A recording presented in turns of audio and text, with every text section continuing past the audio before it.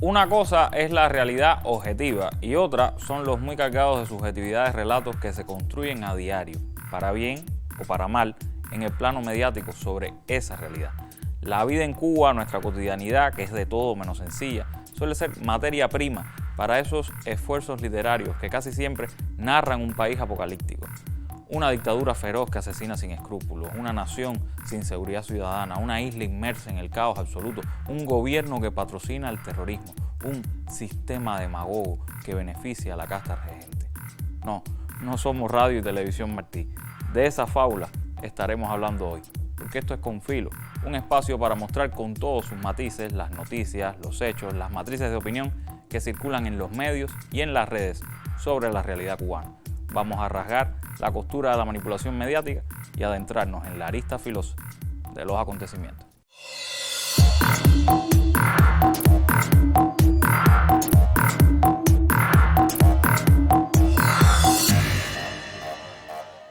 Cuando un cubano llega de forma ilegal a Estados Unidos, prácticamente tiene dos opciones: la deportación o el estatus de refugiado. La mayoría de los cubanos que llegan a ese país buscan mejoras económicas. Muchas veces han gastado ahorros o lo han vendido todo para llegar hasta allá. Que las autoridades los rechacen en la frontera no es una opción. Por eso tienen que convencer a dichas autoridades de que en Cuba son perseguidos políticos, que su vida o su integridad física corre peligro si llegaran a regresar. Audiencia de miedo creíble se llama, y es una gran simulación para la cual nuestros enemigos dan consejos, tips, para venderle a un juez ese tan llevado y traído relato de la Cuba dictatorial. Cuando pides asilo en la frontera o si te detienen ya en territorio estadounidense durante los primeros 14 días luego de haber entrado de manera irregular al país, te enfrentas a un proceso de deportación expedita o inmediata. O sea, el oficial que te inspecciona por primera vez va a tratar de determinar si tienes algún permiso legal para estar en los Estados Unidos, y si este no es el caso, pues en efecto te vas a enfrentar a una orden de deportación expedita. Te van a preguntar tu nombre, tu edad, de dónde vienes, quién te trajo, te van a preguntar si tienes familiares en los Estados Unidos, si traes dinero contigo y, atención, las dos preguntas más determinantes hasta este momento. En primer lugar, te van a preguntar ¿a qué vienes a los Estados Unidos? Si respondes cosas como, por ejemplo, vengo para superarme, vengo para encontrar un mejor futuro, vengo para salir adelante, vengo para ayudar a mi familia, es muy probable que no pases de aquí. Estas son respuestas bastante lógicas y bastante comprensibles, pero no garantizan un asilo, un caso de asilo, que es lo que por supuesto en el futuro tú vas a querer solicitar. En segundo lugar, la otra pregunta que lo va a determinar todo: si tienes miedo de regresar a tu país. Si tu respuesta es no, pues prácticamente todo va a concluir aquí. Vas a ser deportado. Preguntas ya directamente relacionadas con el asilo, algunas de las que siempre se formulan en esta entrevista de Miedo Creíble. ¿Por qué te fuiste de tu país? Si sufriste persecución, intimidación, maltrato, violencia física, te van a pedir detalles bastante específicos. Te van a pedir fechas, nombres de las personas que te maltrataron o te amenazaron. Te van a preguntar si hiciste reportes policiales. Están intentando determinar la lógica de tu relato. Por ponerte un ejemplo, una persona que ha recibido una golpiza que lo llevó a un hospital, rara vez no tiene nada que lo pruebe. Rara vez no tiene un documento médico donde en efecto se verifica que estuvo ingresado. Con decir me amenazaron, es muy probable que el oficial que te está entrevistando no se quede satisfecho. Va a querer saber de qué forma específica te amenazaron, por lo cual te recomendamos que tengas ya bastante preparado tu relato, que tengas la historia que vas a contar y que por supuesto sea verídica.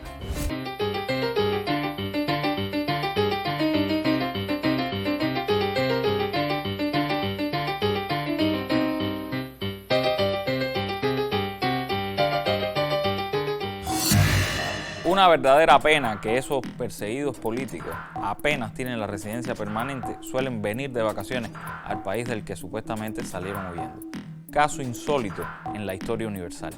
Quizás por eso Yanel Núñez, vicegobernadora de la Florida, llegó a afirmar en una entrevista que su jefe, el gobernador Ron DeSantis, estaba pensando mandar a los cubanos a Delaware, el estado del presidente Biden. Si tomamos nada más que la mitad de esa cifra que haya venido para el sur de Florida, la mitad de 180,000 serían 90,000 nuevos residentes cubanos en 10 meses, predominantemente en el condado Miami-Dade. ¿Ustedes en el gobierno estatal tienen alguna estadística, tienen algún indicio? ¿Cómo está esto impactando y cómo va a impactar esto? Porque la tendencia continúa. La noticia decía que están entrando un promedio de 22,000 todos los meses y no parece que el gobierno de Biden quiera hacer nada para cerrar la frontera. O sea que tendremos 22,000 este mes, 22,000 el mes que viene, 22,000 en octubre, en noviembre, en diciembre, y probablemente en 8 o 10 meses más tendremos otros 180,000. Bueno, Agustín tiene toda la razón. La política devastadora de Biden con respecto a la frontera ha sido algo que no solo impacta a aquellos estados que están en la frontera. Nosotros, aunque no somos un estado fronterizo, sí estamos sintiendo el impacto y lo vamos a seguir sintiendo. Y como explicaste, esos números, aunque sea una porción, una parte de esos números que han venido por la frontera de Cuba, ten la completa seguridad que donde quieren llegar, el punto final donde quieren llegar es la Florida. No hay duda de eso. Y yo creo que lo que hemos hecho y lo que estamos tratando de continuar a hacer es tener una postura al nivel estatal, que como sabemos, el Estado no tiene jurisdicción sobre el tema de inmigración, pero sí tenemos jurisdicción sobre el bienestar de nuestros residentes, de nuestras comunidades, y por eso el gobernador trabajó con la legislatura para conseguir fondos para tratar de asegurar que esas personas que vengan ilegal, él no se va a quedar con brazos cruzados, no va a estar pensando qué es lo que va a poder hacer, los va a enviar muy francamente al estado de Delaware, al estado del presidente. Es una irresponsabilidad de parte de Biden y todo de parte de su administración de no lidiar con este tema. Esto va a ser peor que en Mariel, peor que cuando todo sucedió, que vimos todo el impacto en los años 80, y simplemente no hacer nada no es una opción. La isla tiránica de donde salen huyendo las personas buscando libertad. Ese es un relato muy común que obtiene su sustento fundamental con la ley de ajuste y otras políticas que privilegian al migrante cubano. Si no se continúa con esa mentira, se acaban los favoritismos. Pero hay que sumarle más agravantes a la situación nacional. ¿Y si patrocinamos terroristas? Sí, somos un sistema fallido, el socialismo es pobreza, pero de alguna manera sacamos dinero de alguna parte para dárselo a los malos de la película. Ese es otro relato, pero la realidad es que los patrocinadores del terrorismo están a 90 millas. De esa realidad y a modo de consejo, que es lo que se lleva, nos habla Gabriela Fernández, una de nuestras federadas en La Mira. Cuando yo entraba al perfil de Yamil en Facebook, ella a veces ponía eso, como tal yo le decía, o a veces ponía otra cosa. Que no tenía nada que ver con lo que no tenía nada que ver. Todo era mentira. Pero la idea era hacer legal a ellos que en Cuba estaba pasando cosas. Que Cuba estaba como que en fase de guerra. Sí. Como que el pueblo estaba en contra. Y el pueblo estaba haciendo cosas en contra. A raíz de la denuncia hecha en el noticiero, a varios usuarios de las redes se les ocurrió que podría ser una buena forma de captar divisas. Y pensándolo bien, inversión extranjera es inversión extranjera. Así que daremos un cursillo rápido de vandalismo sostenible. Alerta de spoiler: ninguna propiedad pública tendrá que ser dañada en este emprendimiento. El objetivo es contactar con inversionistas, de preferencia residentes en Estados Unidos, para que de paso ayuden a burlar el bloqueo. Estas personas estarán dando órdenes divinamente en su casa sin correr ningún riesgo, porque es importante que todo el tiempo crea que el riesgo lo asume usted. De hecho, si revisa sus catálogos en sus páginas y sale después a la calle, se dará cuenta de que trabajan con verdaderos profesionales del ilusionismo. Este punto es fundamental y el más complicado, porque a partir de aquí todo depende de su creatividad y de la providencia. Por ejemplo, si usted se convierte en cooperativa, puede asociarse a la Unión Eléctrica e ir a tomar fotos cada vez que se rompa un cable o hay un apagón. Ahí tendrá material como para que crean que se especializó en el sabotaje al sistema energético nacional. Pero si quiere ir poco a poco, puede empezar montando el negocio en casa e irse expandiendo a la de sus amigos y familiares. Por las consecuencias no se preocupe, cubre luego su cartel con pinturita y hasta la próxima misión.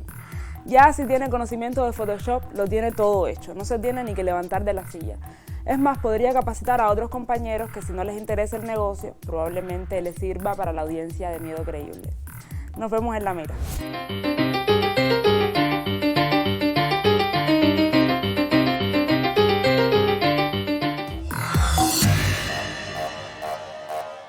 Hay gente que solo quiere ver a Cuba arder y se tragan cualquier historia, por disparatada que parezca. Sí, por supuesto que hay problemas y gente molesta. La situación es muy tensa con los apagones, la inflación, todo lo que ustedes conocen. Da igual si es en Jibajara o en Camarote, lo importante es tratar de que esa molestia detone acciones violentas, que se desestabilice el país. Pero cuando ese relato se contrasta con la realidad, la de un héroe y dirigente que camina tranquilamente por las calles de Cuba, pues montan en cólera. Y entonces llaman sin ambajes a ese terrorismo financiado desde el exterior. El relato se estrella una vez más. Pese a todas nuestras dificultades y errores, no somos un país en caos, no somos una terrible dictadura y ciertamente no financiamos terroristas, sino que los financian contra nosotros. Otro héroe, Fernando González, nos habla un poco de esa realidad, que no suele llegar a los grandes medios, la de Cuba como víctima del terrorismo y no como su financista. El gobierno de los Estados Unidos tiene una larga historia de utilización del terrorismo como arma de su política hacia Cuba. Por décadas han sido financiados grupos de cubanos residentes, sobre todo en el sur de la Florida, para atacar a nuestro país. Y en algún momento, cuando el gobierno de los Estados Unidos reclama que ya no es patrocinador directo de ese terrorismo, al menos es sabido que se hace de la vista gorda, y esos grupos han actuado con impunidad contra nuestro país. Y desde Estados Unidos se han organizado acciones terroristas contra nuestro país y se han financiado organizaciones terroristas y acciones terroristas contra nuestro país. Yo creo que durante el juicio nuestro fueron amplias las evidencias mostradas de los grupos que se entrenan en el sur de la Florida. Yo creo que también que no se trata solo de la acción violenta directa, se trata también de la incitación y de la creación de un clima que permite a un grupo de individuos desde el sur de la Florida y desde otras partes de los Estados Unidos estimular a la acción de otros que se encuentran en nuestro territorio y que de manera mercenaria se prestan para realizar acciones de ese tipo. No solo es el hecho de que se hagan o no desde el sur de la Florida acciones directas contra nuestro país, también es el estímulo a un ambiente en el que se sienten confiados para estimular a otros aquí en Cuba y pagarle a otros en Cuba para que lo realicen, y un ambiente además que fomenta ese tipo de pensamiento y que fomenta ese tipo de acción contra nuestro país, que es lo que hemos estado viendo en los últimos tiempos y es lo que se ha visto en nuestro sistema informativo de la televisión cubana, las denuncias que se han hecho.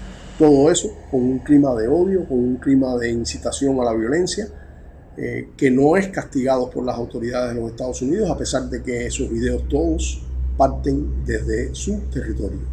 En cualquier otro país del mundo, eso hubiera sido castigado, hubiera sido perseguido.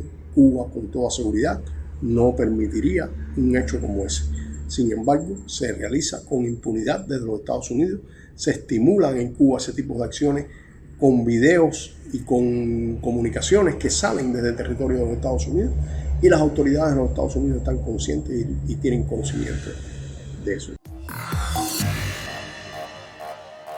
Miedo creíble, sabotajes terroristas, represión a manifestantes. Son muchos los relatos que circulan sobre Cuba.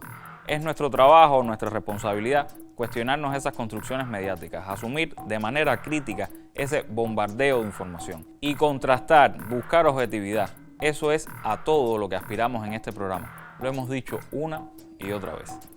Síganos en nuestras redes sociales, por ejemplo, en nuestro canal de YouTube están todos los programas que hemos transmitido, por si se pierde alguna emisión o quieren ver de nuevo alguno. Y recuerden que regresamos el jueves justo antes de la novela. Hasta entonces, manténgase con filo. Chao.